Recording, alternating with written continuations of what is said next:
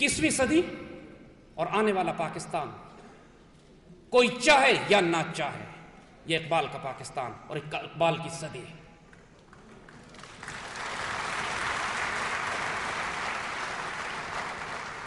بیسویں صدی میں اقبال کا جو رول، جو ان کا جیو پولیٹیکل انالیسس، جو تعمیر پاکستان،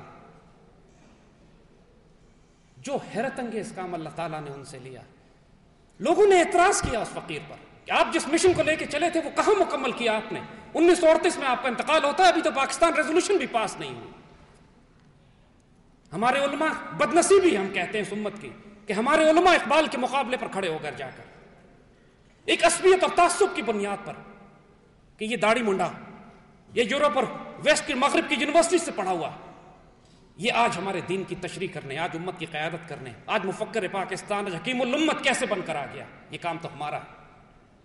بدنصیبی اس امت کی، اس کے علماء، اس کے دانشور، اس مرد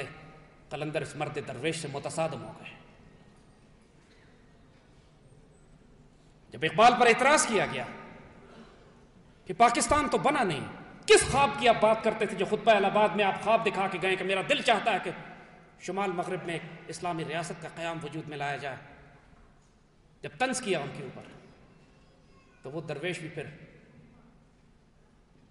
اپنے رب کی طرف رجوع کر کے اس کے بھروسے پر، اس کے آسرے پر جو چیلنج دے گیا اس امت کو آنے والے وقتوں میں، پھر وہ دیکھا کہ ہونے کیا والا تھا۔ فرماتے ہیں تم مجھ سے یہ کہتے ہو نا کہ جو کچھ میں نے خواب دیکھا تھا، جو کچھ میں نے چاہا تھا، جو باتیں میں نے کہی تھی وہ ابھی ہوئی نہیں ہے، وہ صرف ایک دیوانے کی بڑھ ہے۔ دیکھو تو پھر سنو، عشق کو فریاد لازم تھی سو وہ ہو چکی، عشق کو فریاد لازم تھی سو وہ ہو چکی، اب ذرا دل تھام کے فریاد کی تاثیر دیکھ۔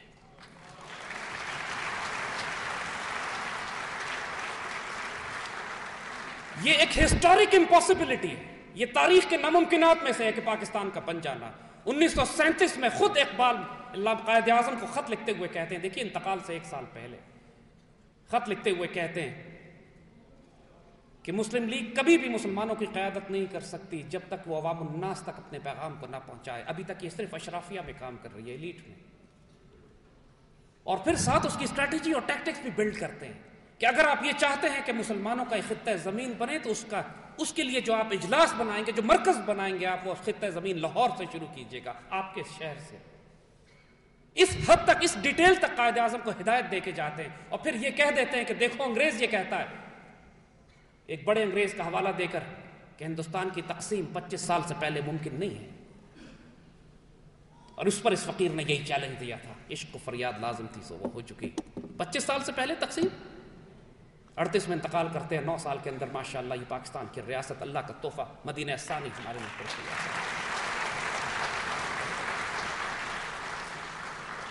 ہماری کتابوں میں، ہماری ٹیکسٹ بکس میں، ہمارے میڈیا میں جب اقبال کی بات کی بھی جاتی ہے تو یا تو بحث صرف ایک مصور پاکستان کے طور پر کی جاتی ہے، یا صرف یہ بحث کی جاتی ہے کہ ان کی ریاست کی، جس ریاست کو وہ بنانا چاہتے تھے، اس کی تشکیلی شکل کیا ہونی چاہیے۔ اس پر بات کیوں نہیں کرتے کہ افراد کے ہاتھوں میں ہے اقوام کی تقدیر، ہر فرد ہے ملت کے مقدر کا ستارہ۔ اس پر بات کیوں نہیں کرتے کہ جوانوں کو میری آہ سحر دے، پھر ان شاہین بچوں کو بالوں پر دے، خدایا آرزو ہے میری یہ، میرا نور بصیرت عام کر دے۔ اس پر بات کیوں نہیں کرتے کہ عقابی روح جب بیدار ہوتی ہے جوانوں میں، نظر آتی ہے ان کو اپنی منزل آسمانوں میں، ایک شاہین شیر دلیر کو جو وسط افلاک میں تکبیر مسلسل دے، اور دوسرا جو پیوستہ زمین پہ تسبیح و مناجات کرے، وہ مسلک مردان خدا مست پہ ہو، جو مذہب ملا و جمادات و نباتات پہ ہو، ان میں زمین اور آسمان کا جو فرق ہے، جو ایک شاہین میں، وہ فرق جو ایک کوے میں ہے، وہ فرق جو ایک بلبل میں ہے۔ ممکن نہیں ہے بلبل کے لیے کہ شاہین کی نگاہ رکھے، شاہین کی فضا میں پرواز کرے، ممکن نہیں ہے۔ اس کے لیے جو صرف رسم آزاد ہے وہ روح بلالی کو جان سکے، جب تک اس میں وہ روحانی نور، وہ بصیرت، وہ طاقت، وہ قوت اللہ کے رسول سے نسبت اور تعلق کو کی محمد سے وفا نے تو ہم دے رہے ہیں۔ جس قوم کو اللہ کے رسول سے کیوں نہیں جوڑا آپ نے؟ ہم اپنے بزرگوں سے شکایت کرتے ہیں۔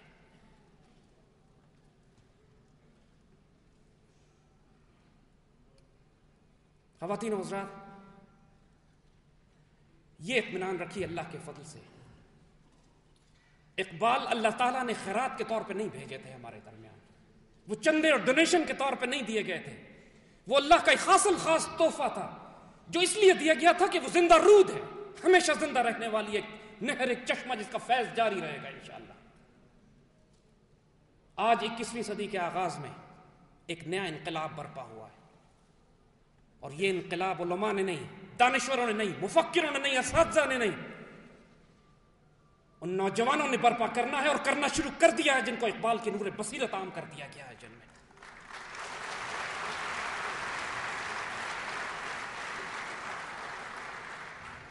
ہمیں معلوم ہے کہ ہماری اس بات سے بہت سے لوگ ناراض ہوں گے اور خفا ہوں گے،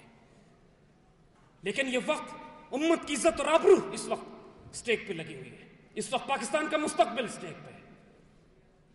ہمیں خوف بھی ہیں، ہزار خوف ہوں، لیکن زباں ہو دل کی رفیق، ازل سے رہا ہے یہ قلندروں کا طریق۔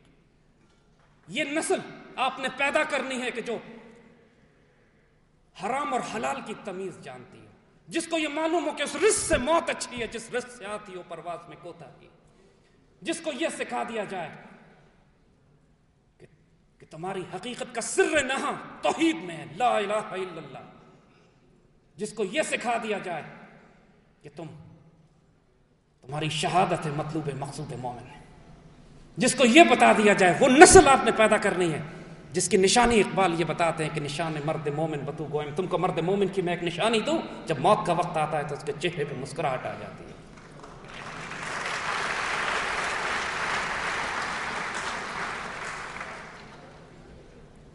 خواتین و حضرات، ہم نے آپ سے کہا تھا کہ ہم یہاں رسمی گفتگو کرنے نہیں آئے ہیں، ہم نے اپنے دل کے دکھ کو اور آنے والی امید کو آپ کے سامنے رکھنا ہے۔ ہمارے اساتذہ اور بزرگ یہاں بیٹھے ہوئے ہیں، ہم اپنی بات کو یہاں ختم کرتے ہیں اس خوشخبری کے ساتھ کہ اللہ کے فضل سے ایک نیا سورج طلوع ہو چکا ہے۔ یہ بات جو اقبال نے آج سے 100 سال پہلے کہی تھی، بہت سی باتیں ایسی ہیں جن کی تکمیل ہونی ابھی باقی ہے، بہت سی باتیں جو ہو چکی ہیں۔ پاکستان کا بننا ایک اقبال کے اس پورے وجود کا ایک خوبصورت ترین جز ضرور ہے، لیکن اقبال اس پر محدود نہیں ہے۔ 21ویں صدی میں جس اقبال نے زندہ ہونا ہے وہ اقبال کا نظریہ توحید، نظریہ خودی پر ہے، وہ نسل پیدا ہونی ہے، اور جب وہ نسل پیدا ہوگی جس کو اپنی منزل آسمانوں میں نظر آئے گی، جس کی اذان سے شبستان وجود لرزے گا، ہوتی ہے بندہ مومن کی اذان سے پیدا، تو اس کو یہ بتانا نہیں پڑے گا کہ ایک شرعی اسلامی ریاست کے خد و خال کیا ہوتے ہیں۔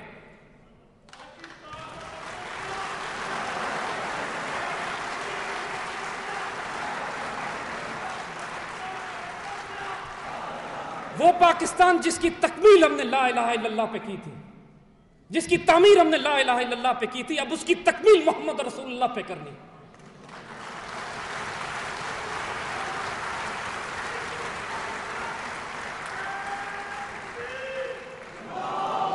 آپ صرف وہ نسل پیدا کیجئے،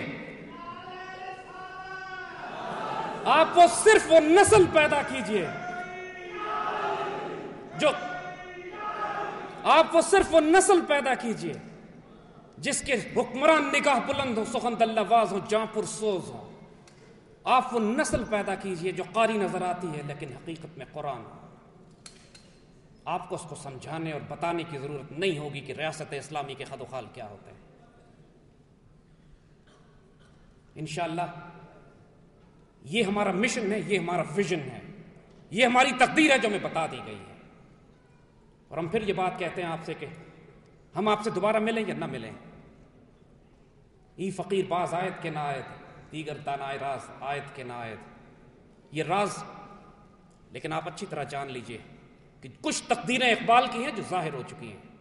کچھ تقدیریں اس بندہ فقیر کی زبان سے نکلی ہوئی ہیں جنہوں نے بھی ظاہر ہونا ہے، اور جس تقدیر نے بھی ظاہر ہونا ہے وہ یہ نسل کی تیاری بھی ہے، اس نسل نے بھی آنا ہے، ان پراسرار لوگوں نے بھی آنا ہے جو پراسرار بندے ہوں گے، دو نیم دن کی ٹھوکر سے صحرا اور دریا ہوگی۔ اس نسل نے آنا ہے اور اللہ نے اپنی ذمہ داری بھی اس نسل کو دینی ہے۔ اللہ تعالیٰ بھی اپنا کام گھٹیوں، ذلیلوں اور کمینوں سے نہیں کرائے گا۔